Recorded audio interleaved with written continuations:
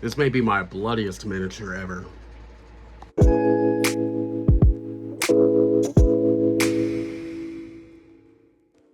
Yes, welcome back to another basics episode. Today we are tackling a miniature, and you're thinking, what?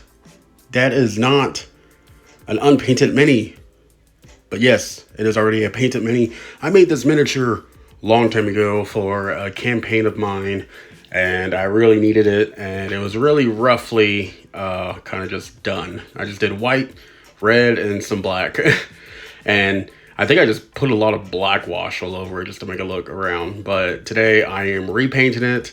I wanted to make it look a lot better, and I really wanted just to make it seem not, rushed. So today we're just going to be retouching, redoing, and I really wanted to make this a little bit more of a bloodier scene. And sometimes you just got to just trust the process. I know it seems a little daunting at times.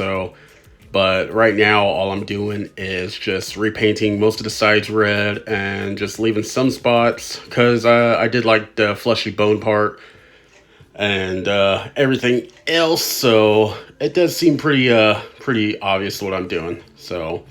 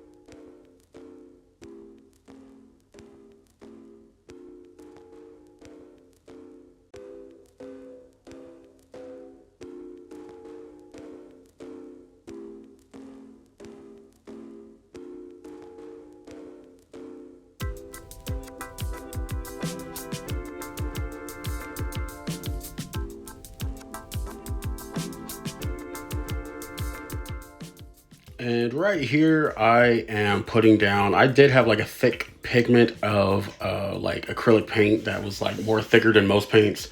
I wanted to put it on the base. Usually I don't really paint the bases, but I feel like this one just kind of felt like it needed a lot more. Obviously you can see I had like the stone or bone grovel all, like white and black on there. So I put some onto the base. For some reason I really just like I said, I do not paint bases, but I do. But right here I am retouching the I guess you would say the ribs. I don't know why I'm not thinking anything else, but the ribs. I am putting everything on. I'm whiting the bones area. Now, I feel like I kind of messed up here because I think I know what I wanted to do, and I think what I should have done was just paint everything red because I'm just because what I was trying, for some reason in my head, I think, oh yeah, this is how the layers should go. So what I should have done right here, so I kind of messed up, is I should have just painted everything red and then went with a dry brushing of white. And I think that's what it should have got done over here. You'll see it further along in the future of the video. I do refix everything. It looks pretty better. I like it. I'm saying the word way better because it's not a word, but hey, I'm making it a word here. But that's the only thing about, that's why I try to teach y'all about the basics, because this is the basics of painting. You guys can do whatever you want, but mistakes will be made. And, this is something that I can tell y'all in the future to show how y'all can be, fixed. To be honest, it looks kind of cool just showing the white and the dark reds. It reminds me of what is the Resident Evil character? I think they're called liquors. That sounds very bad to say, but yeah. So I think that's what they're called as liquors. So just a deep red and a white, because they had their bones exposed and stuff. But that's just what it looks like to me. Just at least a color palette, and I know this doesn't look like one, but I think it's just the claws, and the red just kind of reminds me of that.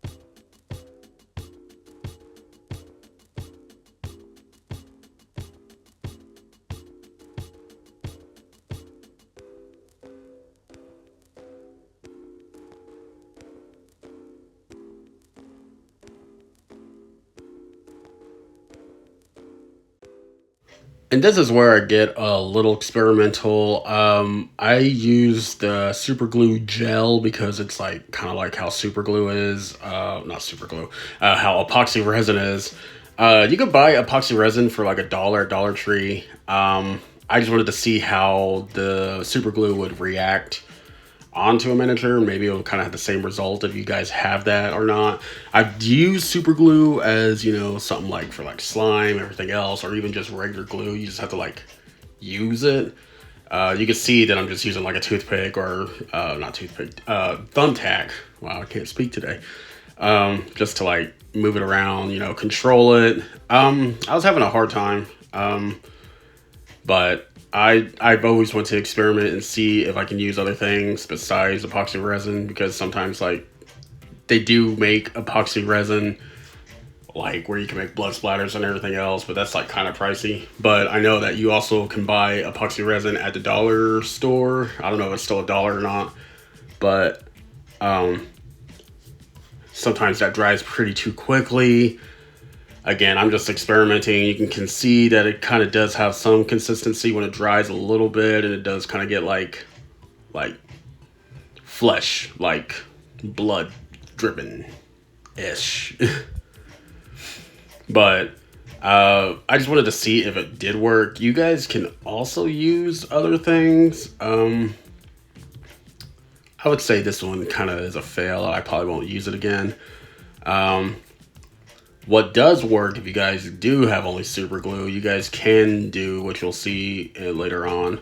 I don't really show it, but you guys can also take like cotton swabs and fluff them up, and just dab a little super glue on the parts that you want, and then just cover them on, and then you can just paint it whatever color you want.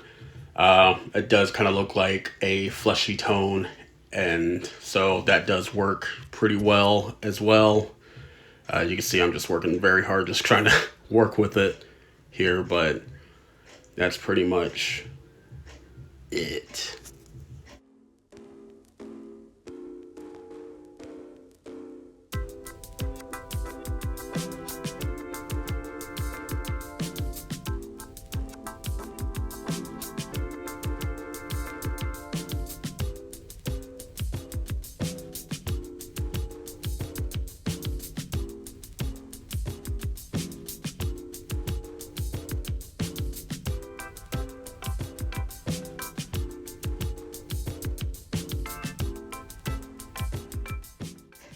And this is the part where, where it does dry and does kind of cure. And this is where I do kind of paint it. It does look pretty good. I'm not going to lie. It did work pretty well. You're probably just better just getting like epoxy resin. The bad thing is sometimes that epoxy resin, you have like a whole tube and you just kind of waste it. So, I think I would say using the cotton swab, and then attaching them on both, that makes it look a lot better, especially if you're just doing something small. Like I said, this is something that you can't afford the resin to make the blood splatters. If you can afford it, go ahead and pop by it. This is the basics. I'm only teaching you how to do basic stuff.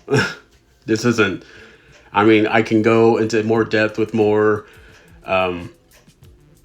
more expensive hardcore techniques, but I'd like to think, like I said, my channel is just a lifting ground where you can just do, I'm all about, just showing your creativity and, just showing off the basic stuff, and then, be the platform to be lifted off. I remember when I was at a convention one time where it was a ReaperCon, and that's a manager convention down in Denton, Texas. And, down there, I was just painting my miniatures, I don't necessarily paint eyes on my miniatures. I can. It's not like that it's hard. I don't know. I use them for D&D. I don't use them for competition. I use them, if you paint, like, for some reason, if I just paint selective eyes, it kind of ruins my immersion of like, oh, hey, this guy's got blue eyes when I made the green eyes, and people are like, oh, I know that's hypocritical. People can use their imagination. For me, it's just like, if I make them as perfect as possible, but also enough where the imagination can still run wild. I can say he's got dead eyes and stuff, but, some guy really gave me crap about how it is. As you can see, here's the tissue part, the cotton swabs in the back. It looks pretty good, not gonna lie. But this is where I start doing some dry brushing back onto the white, because this is the part where I was like, yeah, it's way too white and everything else. But on with that other story too, the guy who was giving me crap about it, he was just like, I like to paint eyes. I'd like to be immersed of my miniature. I'd like to feel something. I'm like, all right, bro. I mean, I just said I could paint eyes, and I'm not trying to prove anything, but all right. But, yep, this is the part where I just start to mess up. And I'm sorry about how there's different camera views, too. I'm trying to get back into this. I don't really have good equipment anymore.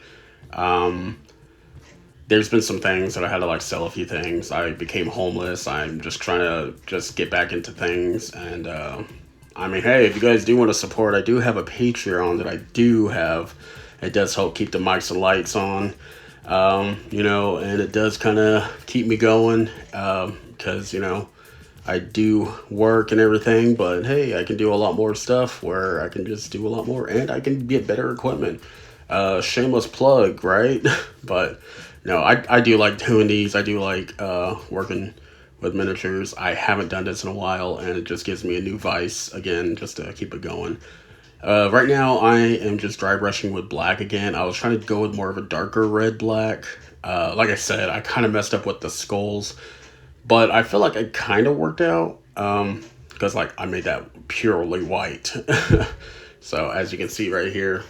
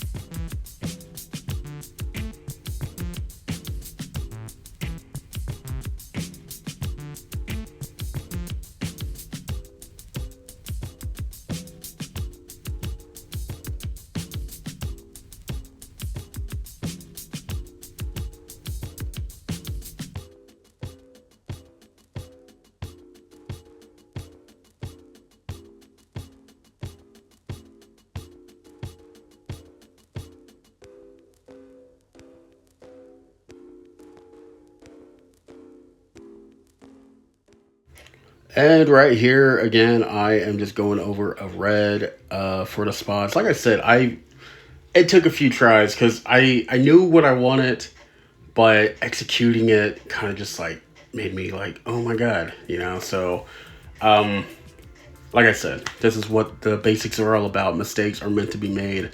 Things are not meant to way they look. I don't know how to speak English today, but you just have to trust the process. I know it looks terrible right now, but it does starting to look good. Trust me. See, look, this is where I start doing some white, um, um, um, um, uh, uh, white, white, white dry brushing, and that's what I've been doing. So